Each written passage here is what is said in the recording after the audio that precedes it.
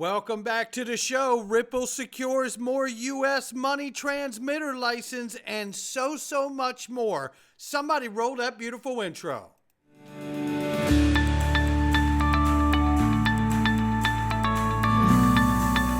Digital Perspectives with Brad Kimes. Come on in.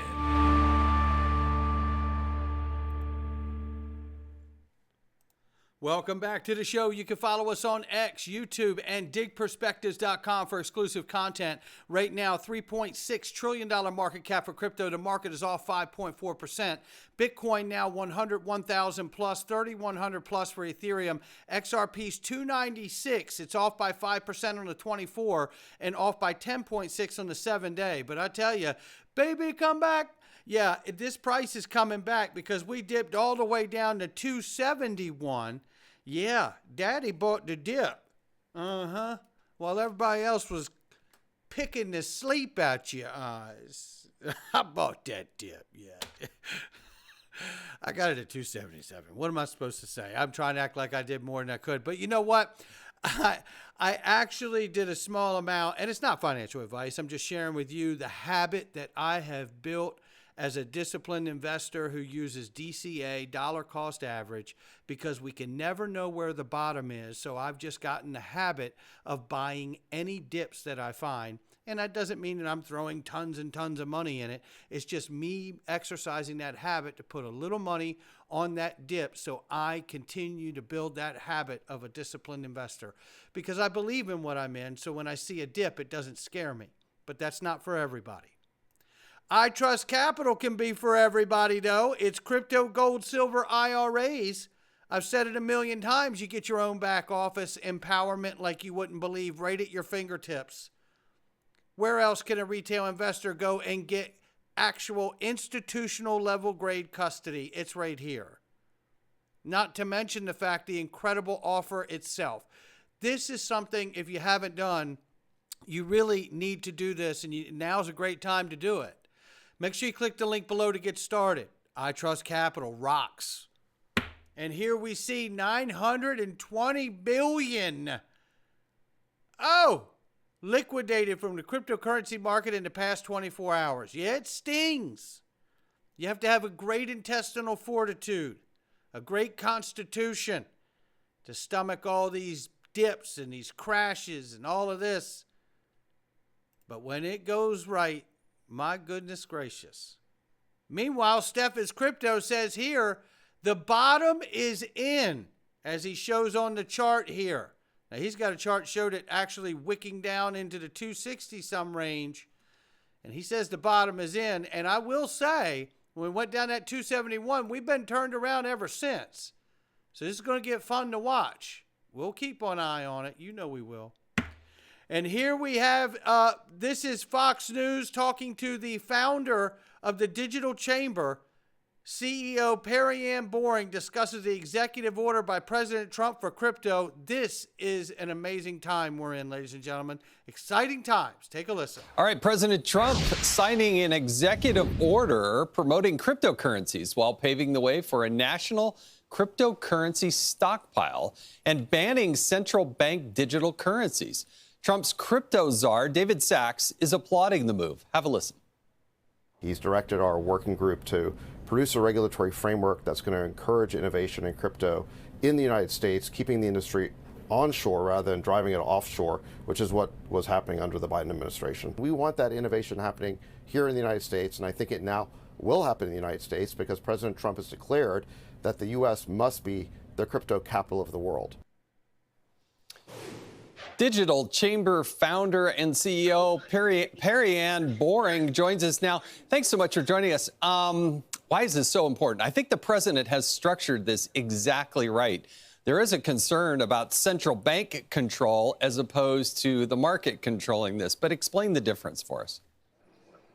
Yeah, Jason, I can't tell you how refreshing it is to have the White House coming out and declaring the critical importance of open blockchains to the United States of America. This is something we've been preaching for the choirs for over 10 years. So what happened on Thursday with the signing of this executive order marks a new era for digital financial technologies in the United States. For far too long, the US government has been trying to push this technology sector out of the US. The Biden administration, through its lack of regulatory clarity, through its crypto crusade and crackdown, regulation by enforcement, has driven businesses, investment, innovation in this advanced technology out of the United States and has set the industry back at least a decade here in the United States. There are many moving parts to this executive order, but what I was most excited to see and proud to see was these protections for the right to self-custody, the right to mine. Fundamentally, open source cryptocurrencies is just open source software, and open source software is protected by free speech under the First Amendment. So any attempt to restrict the people's access to cryptocurrencies is a direct infringement on our First Amendment rights, and we have taken a bold step to protect that going forward.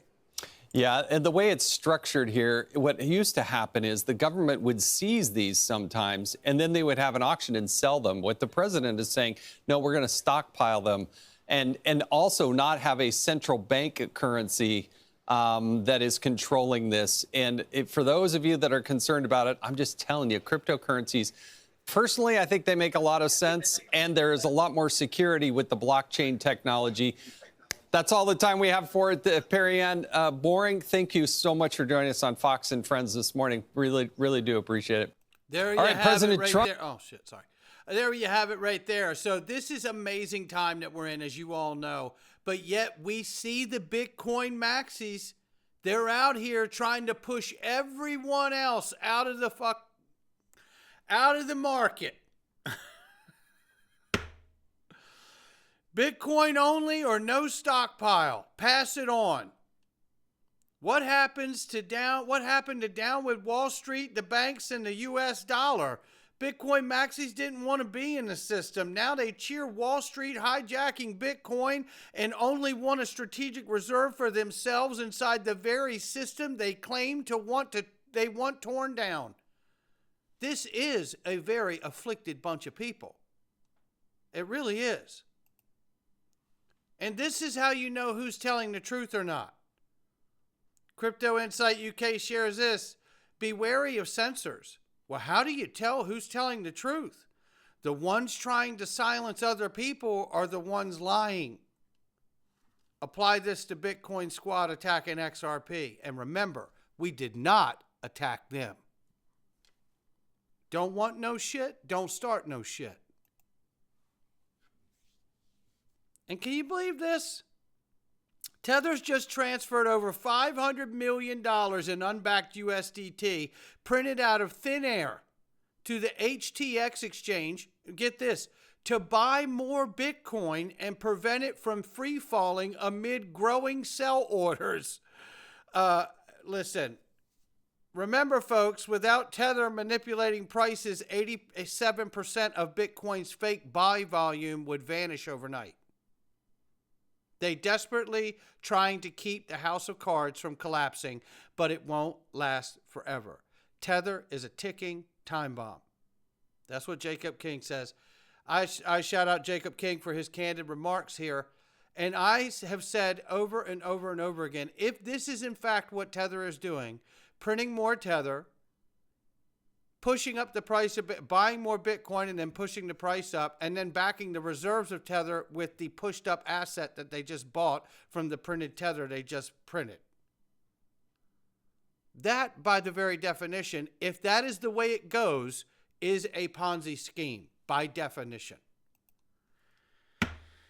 And these people are out here trying to kill all of us off with XRP. Gracious.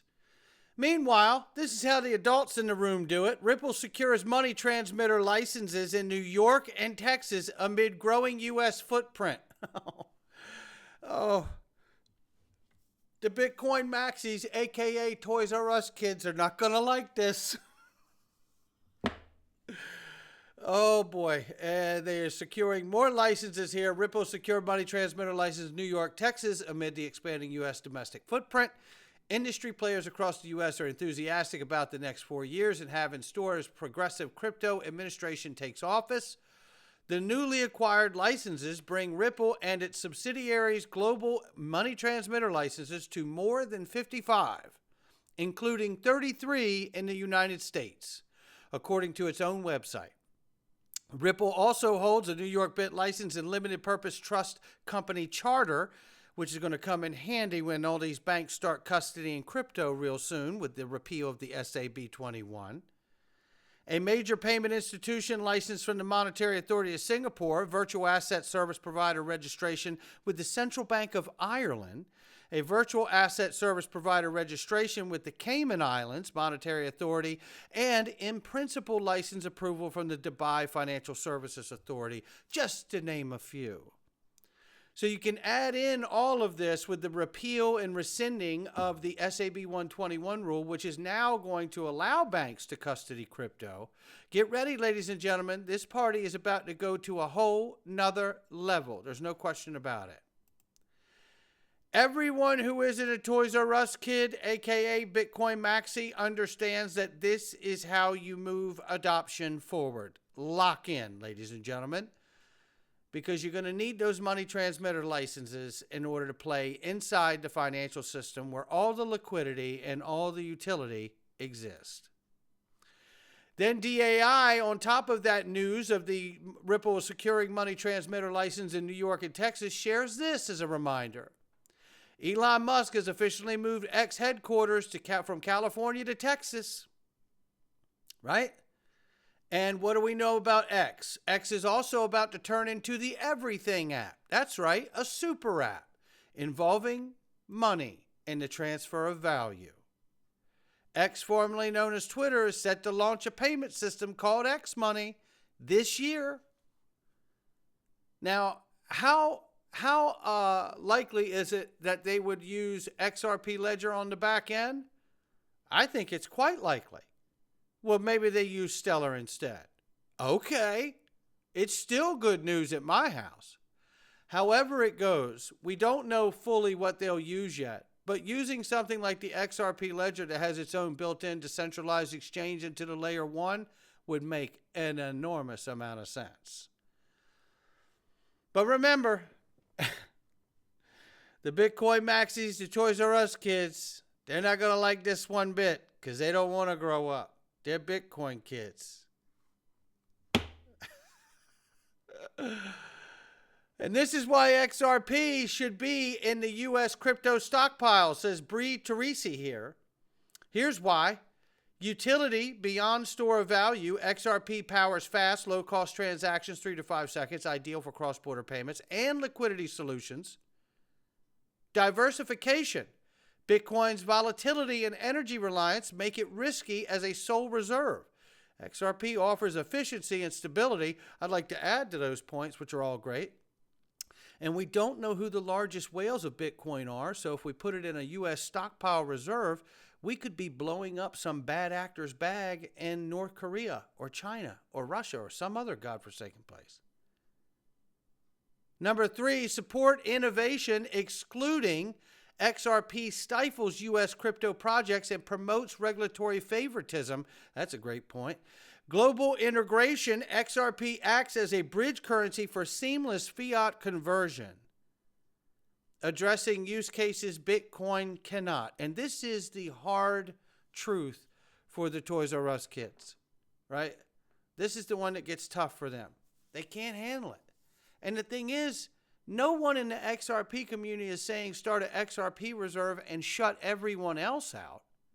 It's only the Corey Lipsons and the Pierre, who cares what his last name is. It's all of these people. Even Jack Dorsey himself, who's a giant Bitcoin maxi, has said that if we just go to a store of value, we failed here. Right?